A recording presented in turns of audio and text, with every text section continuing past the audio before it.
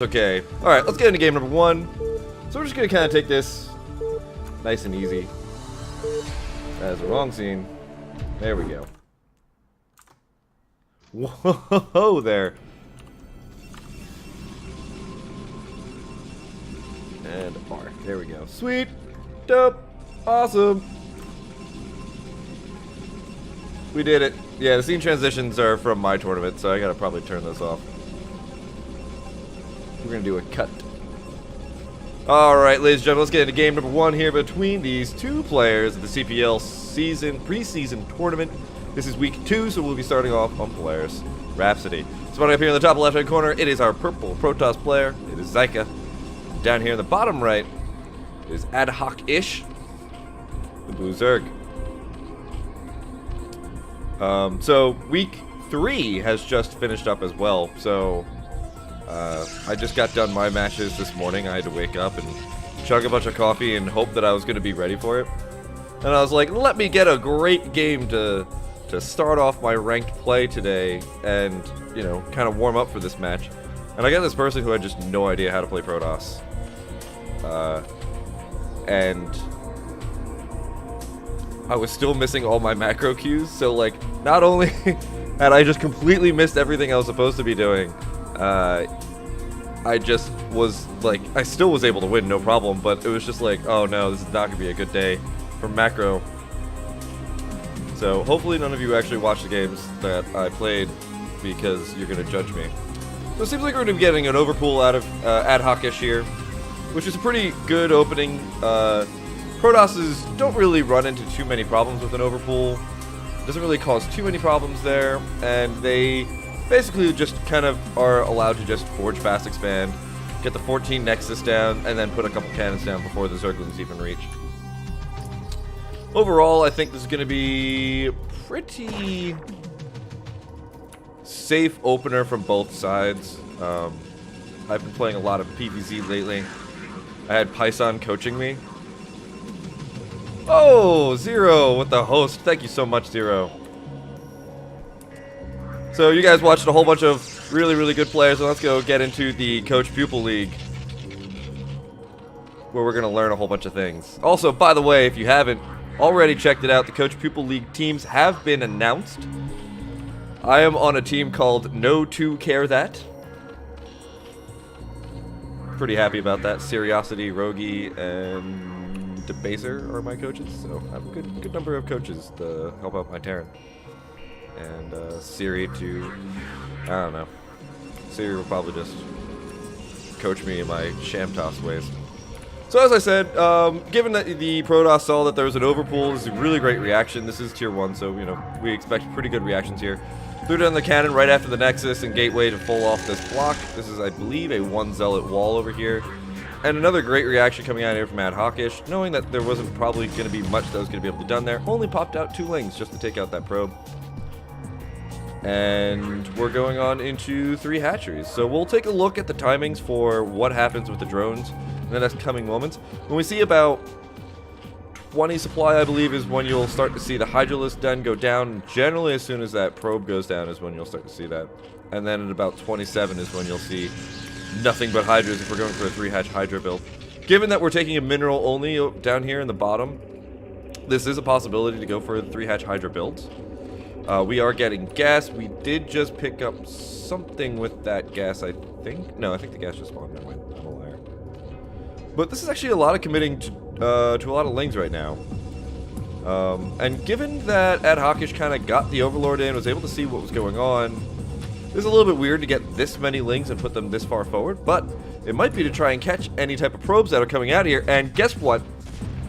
One nice little cute Proberino does get out of here. However, looking back at Adhoc-ish's side of the map, we're going into a lair. We're playing very standard. Same with Seiche. And this is pretty much what I expect from a lot of CPL. The first games are going to be just very slow, methodical games where you're going to kind of take your best moves for game number 1 and not really kind of go too crazy, not too cheesy, at least in the beginning stages of CPL, as everybody kind of gets warmed up to tournament play. StarCraft tournament play is absolutely harrowing, and getting ready for this type of tournament play, because this is the Coach Pupil League.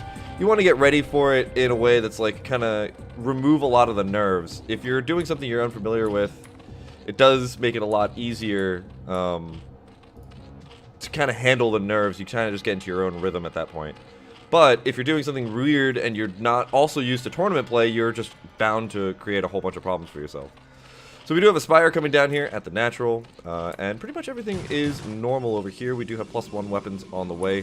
For the Protoss, we have a Corsair. We have +1 air weapons on the way as well, so this is like the most standard Protoss that's ever standard. And Adhoc is just kind of trying to be pretty good with the Zergling, trying to catch anything that's going to be getting out there and get any type of scout.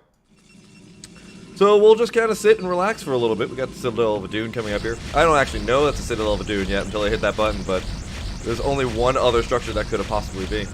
And the other interesting thing here is Seiche has decided to use the Corsair to immediately take out the Overlord. Typically, if you are really worried about what the Zerg is up to, you will send that immediate Overlord across the map.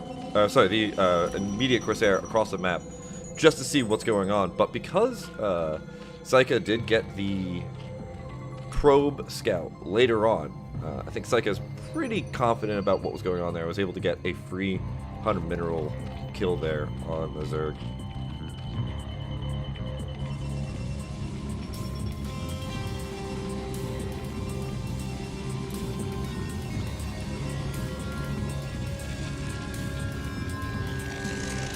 So, looking at everything, God, I hate how replays tell you everything that's going on. I don't want to know. I want to be left in the dark. This is what I love about Brood Wars, being left in the dark. So overall, I think everything's looking pretty good here for Adhoc-ish and Seiche. I think they're pretty much hitting most of their macro timings. I think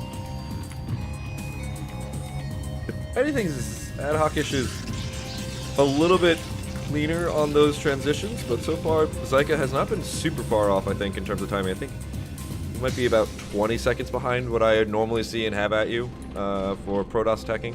I think at this point I normally see about 4 gateways already down, but I might be wrong on that. The fleet of Scourge flying around, trying to look for the Corsairs here. And it looks like either this drone is very confused, or there's going to be an expansion coming down soon. No, I think this drone's just confused. Yeah, this drone is definitely confused. But we did have +1 weapons just finishing up here right now. And it looks like we're going to get a couple of Zealots moving out here. The Hydras and Zealots are both actually not grouped up here, so that's a little bit odd. And that drone is back again. That drone is still confused as to whether or not it is a Hydra. But this is actually kind of a paltry number of Zealots for this attack, and I think the Hydra numbers will definitely be able to clean this up. Both players right now, though, are supply blocked, and that's pretty funny. Because, you know, if one player was supply blocked, you're like, oh man, what a disadvantage. But both players were supply blocked constantly at the same exact time, and they're both still supply blocked. Okay, finally Seiche is able to pop out another pylon to block that, to stop that from happening. But, ooh, the Corsair is also fighting a bunch of Overlords, but they are going to walk into a bunch of Hydras. +1 air weapons did finish up here, so these Overlords will go down very quickly, and Adhoc-ish just got out of being supply blocked, only to get supply blocked again. Put the event on TL. Oh, I should probably go turn that button thingy on. Oh ho ho, who can navigate the Team Liquid while observing at the same time? Only professional caster Schamtoo. Hit that little thingy button. Hit that thingy.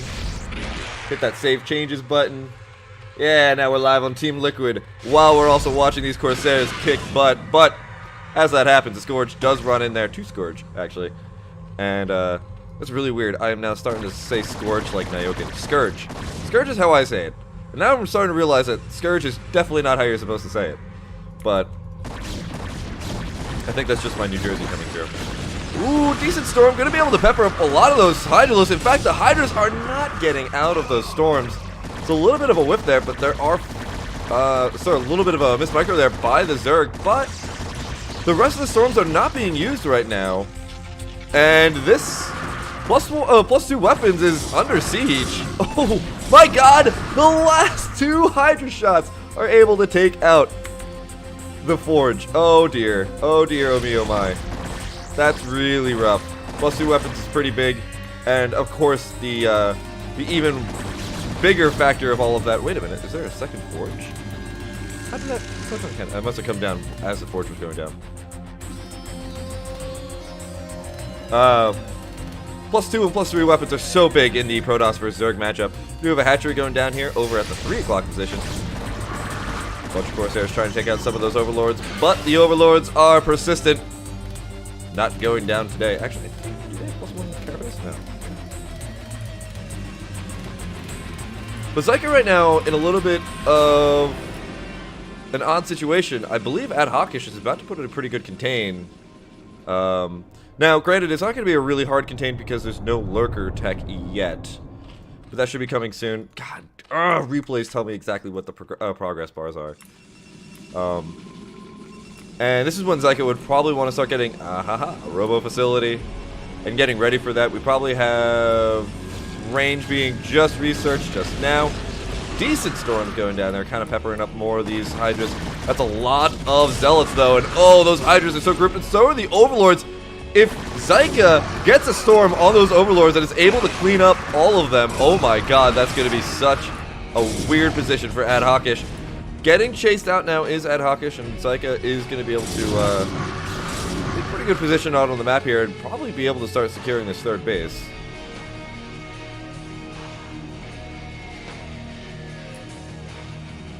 But with Lurker Tech so far behind, Adhoc is just pretty much going to have to let this third base happen. Now, where's that little Probarino? There he is. There's my boy.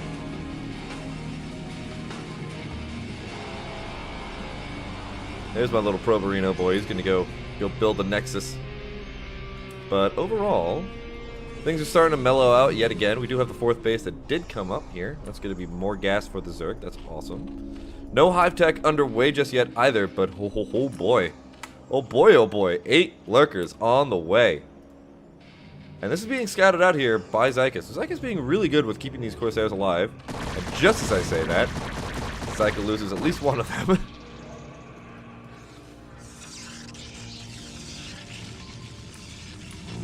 So yeah, I think everything's looking pretty good here. We do have the observatory that's kind of out right now as well.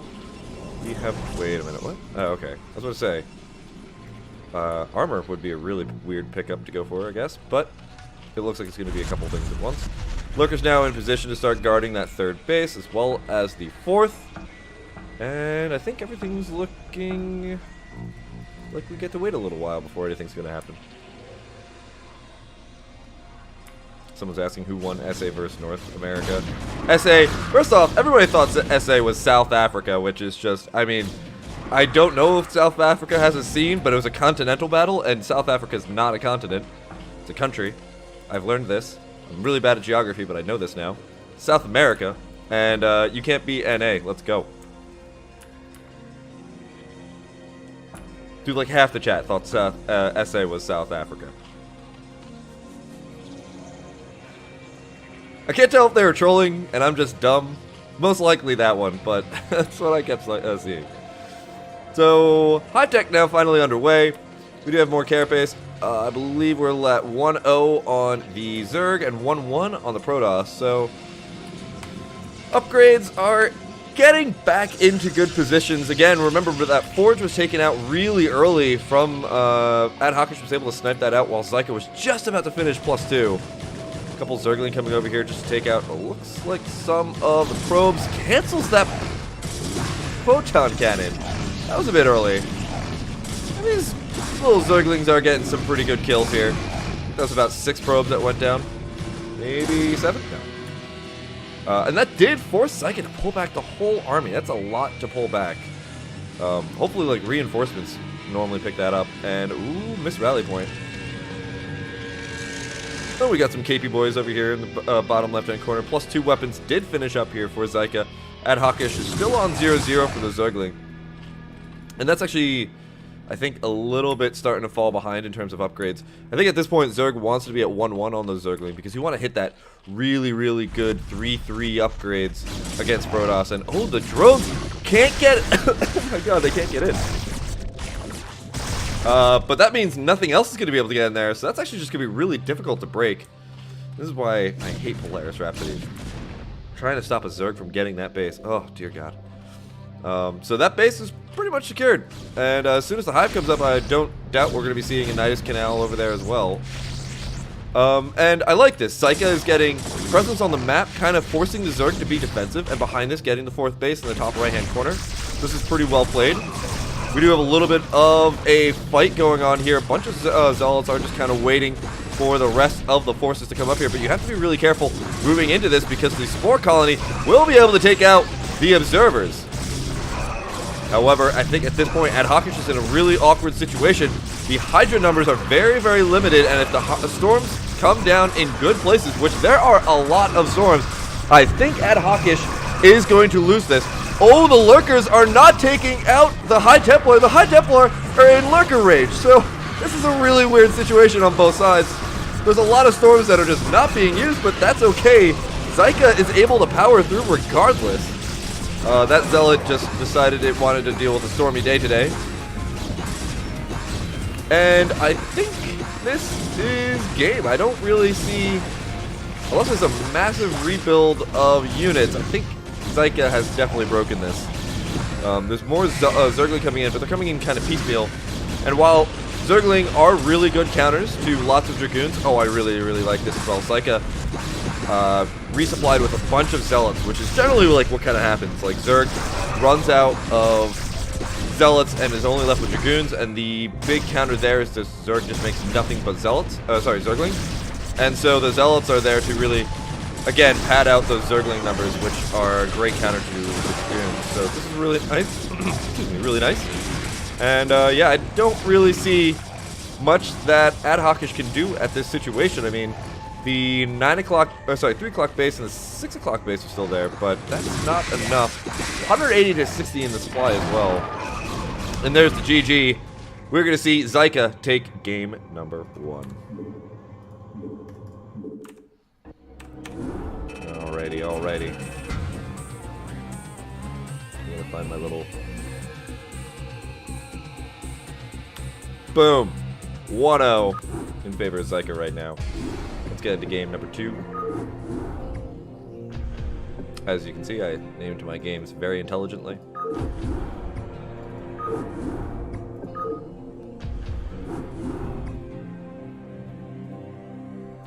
Alright, let's get in. Circuit Breaker 1.0. Got my cold brew with me.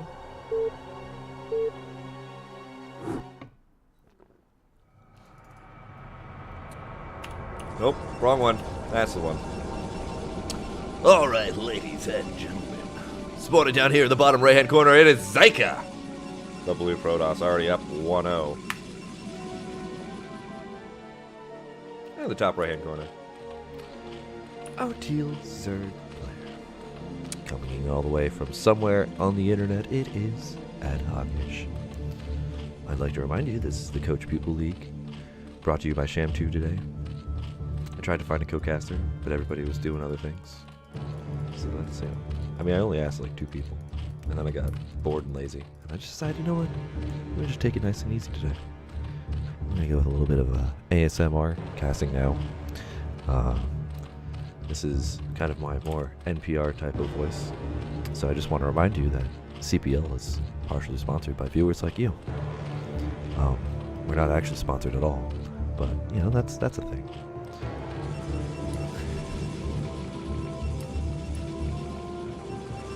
Alright, so nothing really too crazy.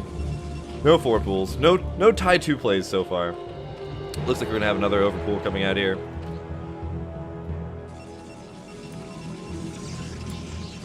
Yeah, nice little gateway. Little happy little gateways. Happy little gateways down here. Look at that little gateway. You like that, don't you? So, you know, we're going to be going on into this nice little overpool. Look at that. Look at that pulsating Zerg building. And its little tendrils kind of flipping about. It's which is nice. Yeah, it's very nice. Veiny, pulsating. We do have this probe going down here into the bottom left-hand corner. And, you know, this probe has had a pretty good life so far. It was a co-star in WALL-E 2 from Disney.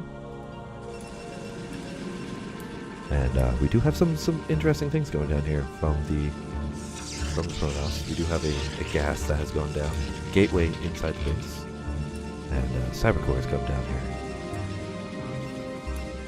So this is actually really interesting because if I didn't know better, I would say Adhoc-ish would get into the Protoss base. Like if this was a ranked match on ladder, I would basically get into this base as a Zerg and just notice, okay, I think the Protoss thought that I was a Terran, because this is like a very just standard Terran build so far. By the way, that overpool did pop out a lot of lings, and because there's nothing really guarding the ramp, I think these lings could potentially do some damage. Third hatchery did go down. And I think this is, you know what's really funny? I think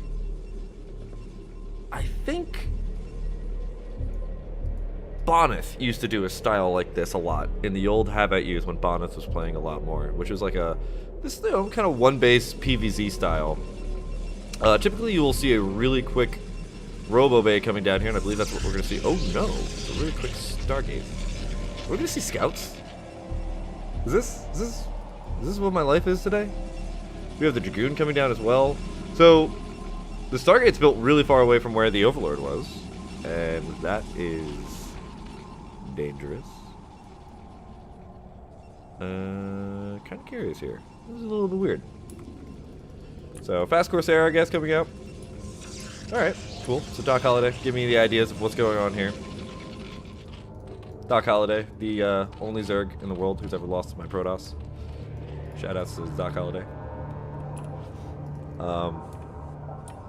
And just playing super, you know, super one-basey. The Corsair should probably start. Yep, there we go. There's the Corsair now starting. Meanwhile, Adhoc-ish is just powering up a ton of Zergling, and this is very interesting. I feel like this could potentially be a good counter because the Protoss doesn't really have that many units to really kind of back this up. Now, Zealots are absolutely the strongest unit in the entire game. I don't know if you know this. Oh, don't push out with the Zealots. Oh, this actually might be how Adhoc-ish loses. Oh, sorry, Seiche loses.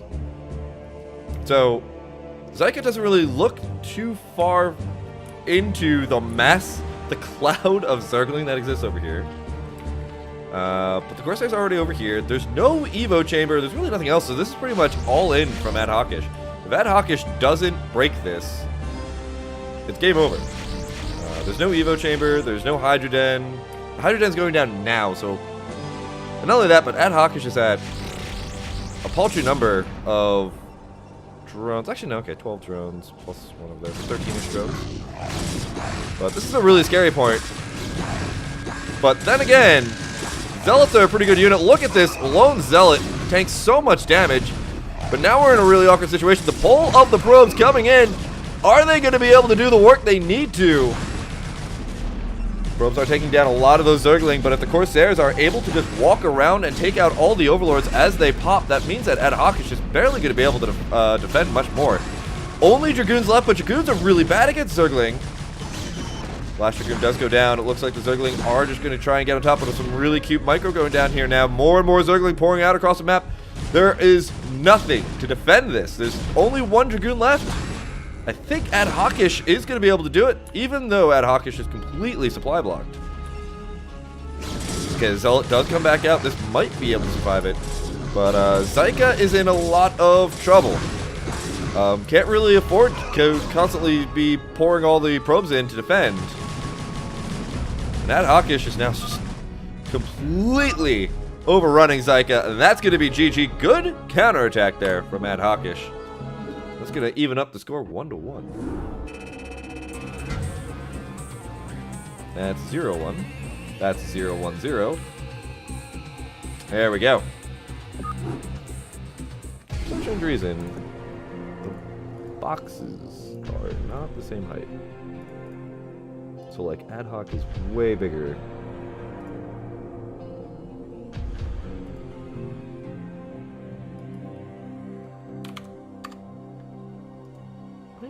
Am I crazy?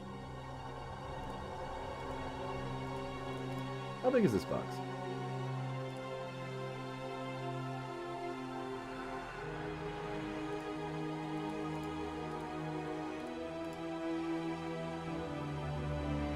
Sorry, I'm just fiddling with things. Aha! That's where it happened. The bounding box size was moved down.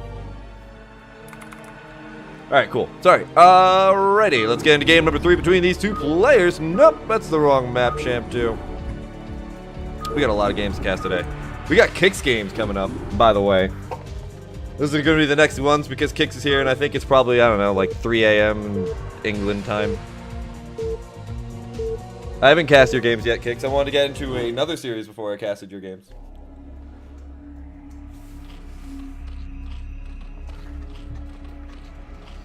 Alright, ladies and gentlemen. Spawning up here at the 12 o'clock position of Sylphid. It is our orange Zerg player taking it back 1-1. Adhocish. And down here in the bottom right-hand corner, our blue Protoss player. Hailing all the way from someplace on this planet Earth, it is Seiche. So the map is Sylphid. This is on ASL. If you haven't watched it, highly recommend go check out the ASL games that have kind of gone by. I believe this has been a holiday week for ASL. But it was not a holiday week for CPL. We did have our week 3 matches. Shoutouts to Python for putting in the stupidest maps in the week 3 rotation. First 2 were Aztec and Roadkill. Honestly, who wants to play either of those maps? Bad maps. Okay, Roadkill's not that bad, but Aztec, oh, what an awful map. So not really seeing anything too dastardly coming out from either of these players. We do have the Probe Scout going around, checking out what's going on. It canceled something. But again, we just have the Overpool coming out here from Adhocish. Adhocish plays very standard. Seiche starting off with the Forge Fast Expand. There was a possibility that there could have been a gateway, but most oftentimes you see the probe go out to scout. If you go for a gateway expand, it's like really bad to send out a really, really early 8 probe scout.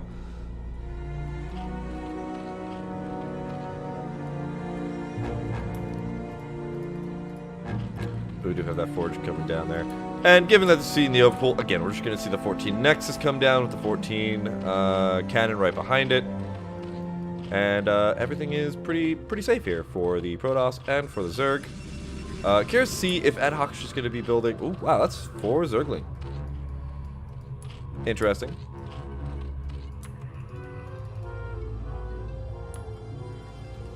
I'd always love to know what, like, the number of Zergling that you build based on larva, based on timing from an Overpool is, because sometimes I see Zergs go for 2, sometimes I see Zergs go for 4, sometimes you see Zergs go for 6. They're just like, did the Zerg actually think about it? Probably not. I mean, they did, because Zerg is like the smartest race to play in the world, but I'd really like to know what the workflow, the chart there is, you know? How phone operators have that little chart where they're like, you know, the customer says, I want to cancel my service, and you're like, why? You do all that little, like, that workflow to, like, get them back in, and they also get, like, a free week of HBO or something. I want to know what that workflow is. So we do have a couple of Zergling kind of poking out now. We have the gas coming down. We have the 3 hat trees have gone down as well. Gateway's on the way. We have a single photon cannon which should be able to handle 4 Zergling. Easy peasy lemon squeezy. Assimilator's about to finish up and everything is looking pretty good. The probe did get sniped though, so Seiche is trying to send out another probe and be cute like the first game, but it's not actually going to work out so well.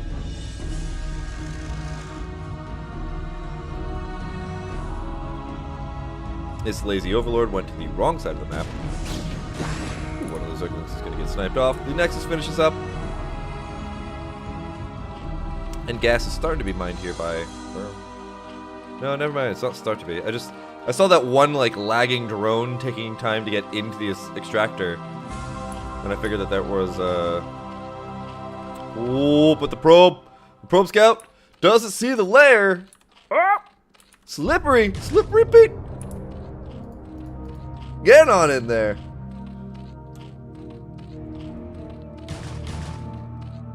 And does see the lair. Look at that. And now Seiche is feeling super confident, super safe. Doesn't have to worry about too much more. Doesn't have to really worry about like Hydra all-ins or anything. And Stargate's coming down, Cybercore, everything else pretty much good. Simulator coming down at the same time as Stargate. I've learned that's a thing that you're supposed to do as a Protoss. But does it really matter? No, Protoss is an easy peasy race. Just kidding. So everything's looking pretty good. And it looks like we will be just going back into the same type of game as game number 1, where we're just kind of, you know, hang out. Kind of build some things. Kind of listen to some disco music. And everything's good in the mind of the Protoss. +1 weapons on the way. Now this map has a lot of bases. Right? Or is it only the 3 for each of the 4 players? No, that's an extra base. How many bases is it? Somebody said that there's a reveal all button. And as a professional observer, I say, how dare you not teach me about that button?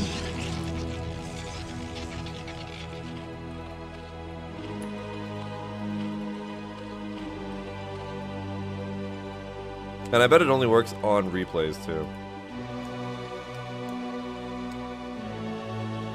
So first Corsair comes out, and this is one of those interesting things, right? Remember game number 1? When we saw this first Corsair come out, it immediately started taking out the Overlord. Why? Because Seiche got the extra probe in to go scout everything. But this Corsair skipped killing this Overlord. And why? Because Seiche had no idea what was going on here. And Seiche taking a lot of damage on this Corsair. So this first Corsair had to come out and had to go look at everything because Seiche had 0 secondary scouting. Wait, did that Corsair kill it? It didn't kill it. What? It's still alive?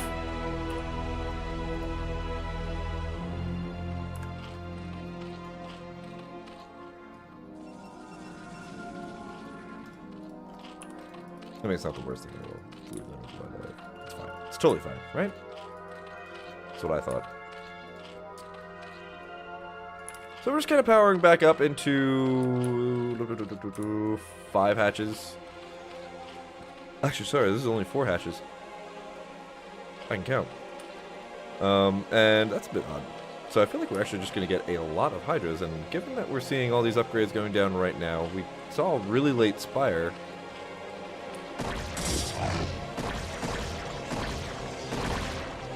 No other bases on the way. Really interesting. However, it seems like +1 weapons and speed have also just finished up at the same time, so this is going to be a really good push out for Seiche if Adhoc isn't powering up with Hydras. It looks like a ton of Hydras are coming out right now. And you can see Seiche is actually starting to go a little bit more defensive now. Seeing all these Hydras coming out this early. Sometimes Zergs only power up with like maybe like 6 or so, and then they just kind of put a bunch of sunken colonies around and just get ready for everything. But this looks like it's a kind of like a delayed 4-hatch Hydra. It's very interesting. And there's a couple more photon cannons coming down, but there are High Templar down already as well.